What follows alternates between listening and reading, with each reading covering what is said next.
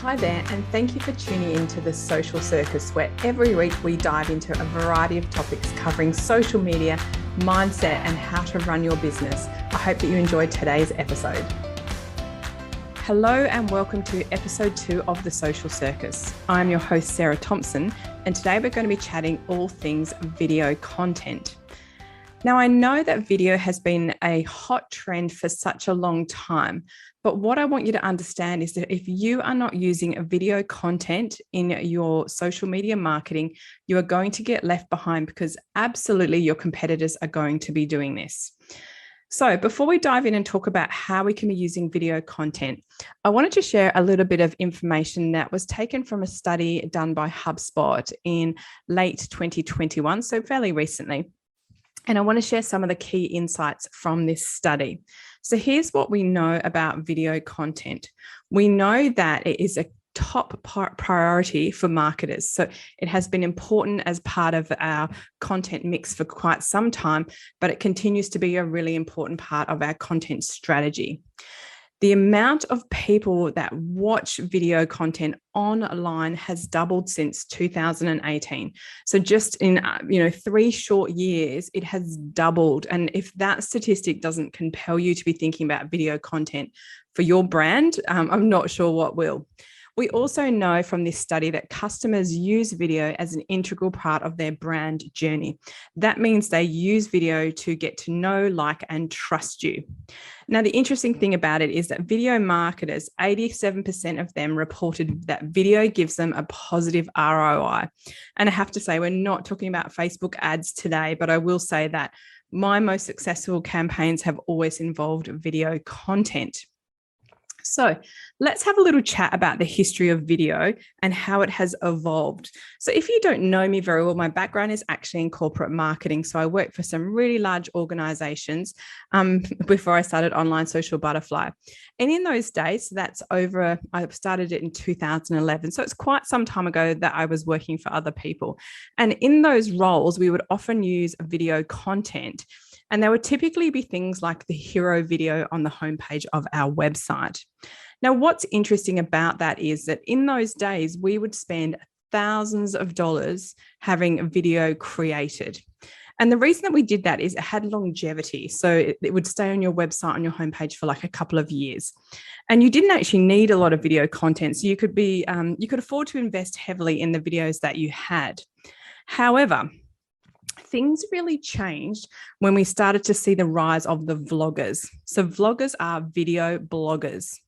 And these, I'm going to say kids because they were typically that under 25, which we consider to be a youth market. They changed everything when it came to video, and they changed it for the better, and they changed it significantly. So we saw these early vloggers creating video content using their phones, like it was typically their iPhones, doing that kind of selfie type video where their phone would be facing themselves and they would talk to camera. Now, quite often, once we saw these vloggers really rising, because they were young, they would often be sitting in their bedroom with really casual video content. The production values really changed. Now, production values refers to the way in which your video content is taken up a level. So it often happens in post-production, but it can happen in production in terms of things like sound, lighting, and the types of camera that are used. So production values changed significantly, meaning that it was now acceptable for video content to just be something that you had DIY'd. Prior to that, particularly big corporate brands, they would never consider that kind of content. It had to be very professional, really beautiful production values, and really high quality finished product. And these vloggers changed all of this. And that was great news for us as small business owners because it meant that we no longer had to find huge wads of cash to invest in professional video production. It meant that it was acceptable for us to create videos ourselves and to publish them without feeling like it wasn't professional if we had done our own videos. So I have to say, you should feel confident that whatever you create in terms of video is adequate and more than enough for your audience. So you can always up your production values, but it is okay to simply shoot them on your phone. The quality of the cameras on our phones now is so high. And to me, if you wanted to kind of level up a little bit, You could consider investing in something like some ring lights because they really improve, like good lighting is fantastic. And you maybe want to consider a microphone that gives you better sound quality. However, I do not want you to use lack of equipment as an excuse for not creating video content. It is a lovely, handy excuse and quite convenient for us to say, I will start creating video content when I have good lighting and when I have a nice microphone or when I have a great camera. Now, if you'd like to know what I use, if you follow me on socials, I often shoot videos direct on my iPhone. I've got an iPhone 13. And if I'm shooting them on my Mac in my office, which I sometimes do, I'm using the inbuilt camera in my Mac. I find it more than adequate. It gives me great final video quality. I do have an external microphone and I've had that for several years, and I've got a Yeti Blue, which I love and was recommended. In terms of lights, I have 2 ring lights that sit permanently set up in my office. And I went all out with these and I bought them from Kmart. And Kmart has these ring lights for about $35. I've had them for a couple of years now and they have not missed a beat. I would consider them to be one of the best investments that I have made in my business. So now we've kind of, addressed that little elephant in the room, which can be the tech. I will say this, there is no excuse to not be creating video content if you have a phone. Everyone has a phone and it's really easy for you to use that tool to create videos. So with that in mind, video is really the kind of content that you want to be creating consistently. But here's the thing, I know that we get scared of being visible and being seen on camera. And I know that because I speak to my audience all the time. And when I'm coaching, this is one of the number one complaints that we have. And if I'm honest, as women, I think we suffer with this far more than if we were our male counterparts. So here's a few little tips that I want you to think about when you kind of hold yourself back from putting your face to camera, okay? I want you to remember that your audience wants to see you and they want to connect with you. They're not there to judge you, okay? And if you find yourself struggling with that, keep saying that like as a little mantra in your head. My audience wants to see and connect with me, not judge me. And I want you to remind yourself of this. Being visible creates a deeper connection to your audience than almost any other type of content. I find that people consistently, when I meet them, say to me all the time, I feel like I know you, Sarah. I see you on camera. I know the way in which you talk. And they also kind of reference the fact that they feel like they know my personality a fair bit, because that obviously comes through in video in a way that just does not in the written word. Now, I definitely struggled when I first started creating video content, and I certainly felt like maybe I looked too old. Maybe I could do with losing a bit of weight before I did some videos. Maybe my hair needs to get professionally done, and all of these other excuses that I gave myself as to why I wasn't creating video content. And the reality of it is I create video content so consistently in my business. And here's the thing, I have not had anyone criticize the way in which I look on my videos. It's not to say people haven't made that comment, but they haven't made it on as a comment on my videos, like on Insta or YouTube or on Facebook. And the truth of it is, and this is really important, and this is one of the main reasons that I show up on video. I am a middle-aged woman. I definitely could do with losing weight. My hair doesn't look fabulous all the time. And some days I feel every minute of my age, okay? But here's what I know to be true. When I show up on video, I tell my audience that I'm enough and that it is okay to show up exactly as you are now, okay? And I want you to really reflect on those words, because you are enough exactly how you present right now. You do not need to be younger, slimmer, more beautiful. You do not need to be any of those things, because at some point, your audience is going to meet you and they're going to go, oh, there's Sarah. And they have that recognition of you. So please don't feel like you need to hide away. Okay. It is so important that we show up and we create that connection. I don't want you to feel like you have to wait until something changes. Okay. Because that is simply an excuse that you're giving yourself to not do it right now. And I've had a look on my YouTube channel at some of the early videos that I created. And I'm sure you're all going to go and have a look now. I have terrible lighting in my office. One of the videos I've created, my office chair broke and I stole my son's gaming chair. So I'm sitting on a gaming chair. My background is rubbish and it just doesn't look as nice as it does now. So remember, if we don't start somewhere, we can't ever improve ourselves. So I want you to kind of think about how can you step into that. Now, here's the thing, okay? When you are considering putting your face on camera, it can feel hugely daunting. And I do not want to diminish that feeling because it's very real. But if you don't ever kind of take those little baby steps, you'll never get started and you'll never create video. And that is not what we want for you and your business, because every minute that you sort of hold yourself back and stop yourself creating video, rest assured your audience are watching videos from your competitors. Okay.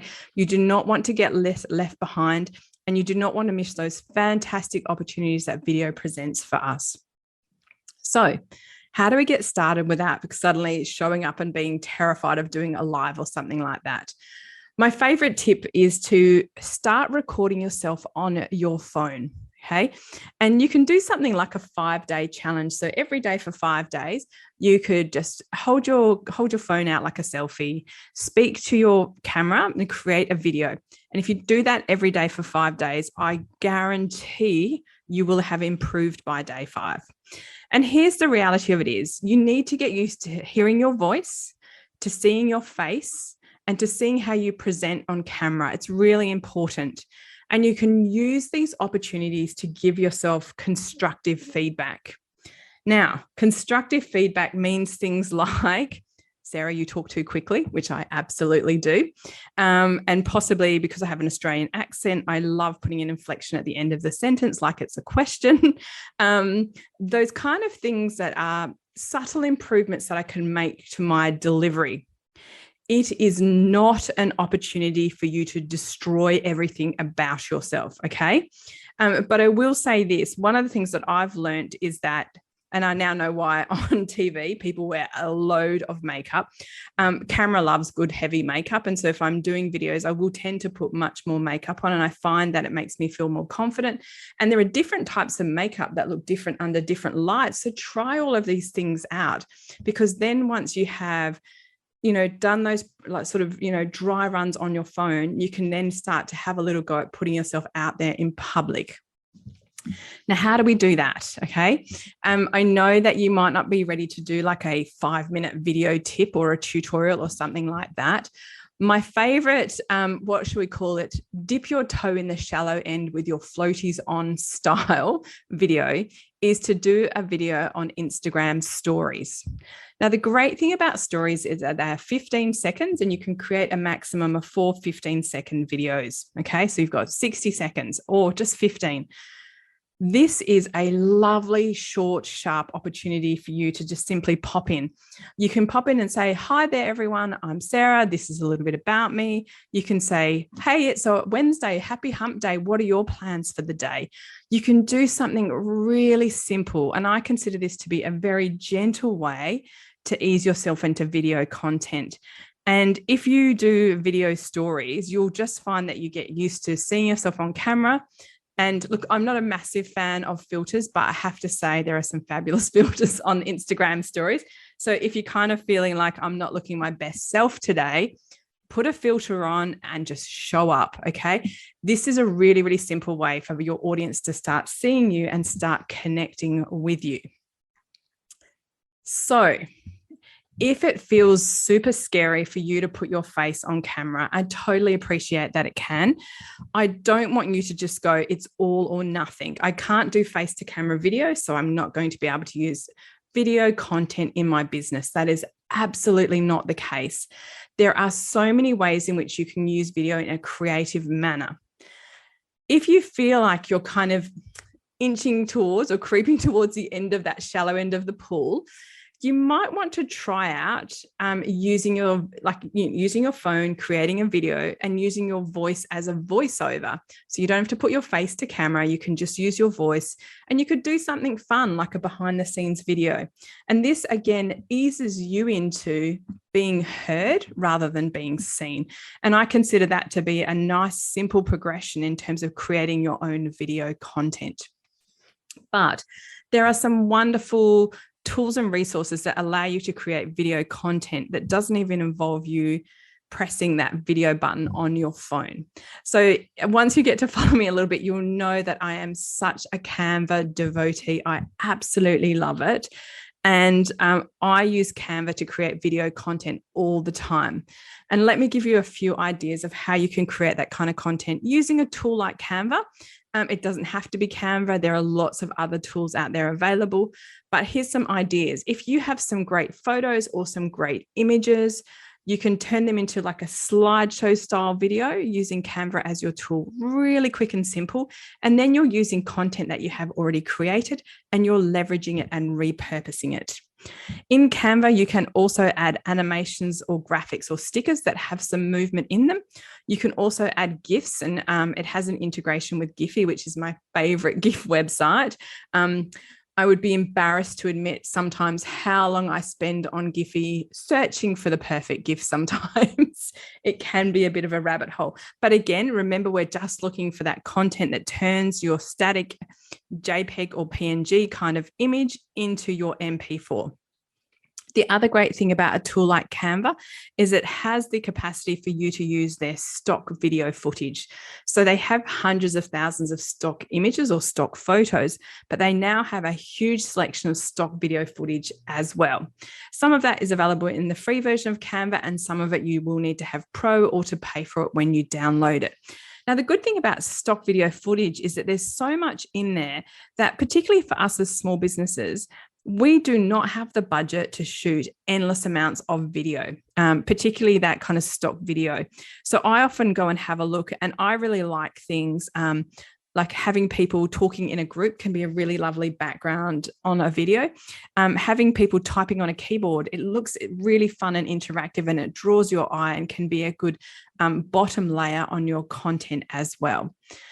So I want you to have a think about some of the ideas that I have given you today, and I hope that you feel inspired to create some video content in your business. Remember, video content does exactly what we want it to do. It stops the scroll, it engages the eye, and it captures our viewers' attention.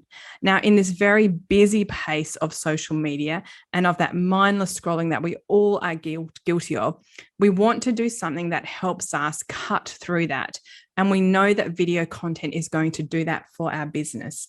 So I hope you've got some ideas today. I hope that maybe you feel a little bit inspired to possibly show up on Instagram stories, do a little 5-day challenge with yourself, and start to feel like you're confident to be more visible in terms of video content. Remember, if we don't ever start, we will never improve. I did share that I have got some dodgy videos on my YouTube channel. So if you want to kind of go, I'm not ready, please go and have a look at those to give yourself some confidence of where I've started to where I am now. And I have absolute faith that if I look at my videos in 12 months' time, they will have taken another step forward, because I keep creating and I keep challenging myself to do better. And that's all any of us can ask. So thank you so much for tuning into today's episode. I hope that you have enjoyed it, and I look forward to catching up with you the same time next week. Thanks so much for tuning into The Social Circus. As your host, Sarah Thompson, I am thrilled that you've chosen to spend your time hanging out with me. I would be so grateful if you could spare an extra moment to go and leave me a review on your favorite podcasting platform. And if you even felt more excited, you could share my podcast with your friends who you think would get great value from it. Thanks so much again for tuning in.